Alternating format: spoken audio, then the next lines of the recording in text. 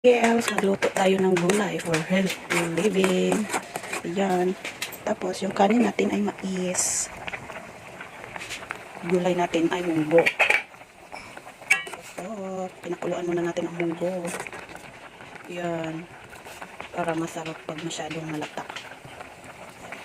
So, ayan na. Malapit na siyang maluto.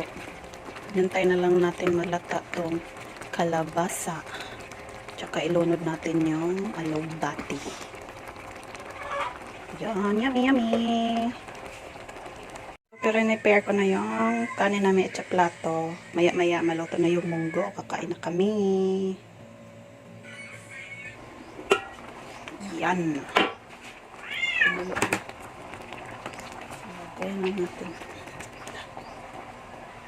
Tsaka alubati. Pampalaway. Ayan.